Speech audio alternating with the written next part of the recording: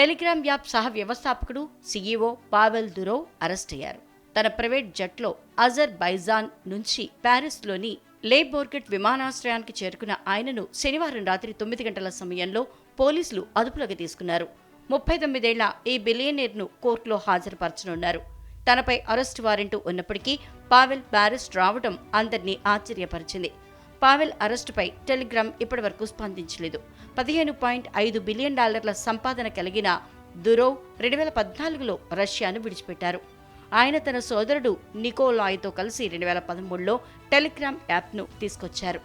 దీనికిప్పుడు ప్రపంచవ్యాప్తంగా 900 million active యూజర్లున్నారు. రష్యాలో పుట్టిన పావెల్ ప్రస్తుతం దుబాయ్లో ఉంటున్నారు. ఆయనకు ఫ్రాన్స్, యుఏఈ పౌరసత్వాలు ఉన్నాయి. ఆయనపై మోసం, మాదక ద్రవ్యాల అక్రమ రవాణా, సైబర్ నేరాలు, వ్యవస్థీకృత నేరాలను ప్రోత్సహించడం వంటి అభియోగాలున్నాయి. ఆయనపై గతంలోనే ఫ్రాన్స్లో అరెస్టు వారెంట్ జారీ చేయగా తాజాగా అదుపులోకి తీసుకున్నారు.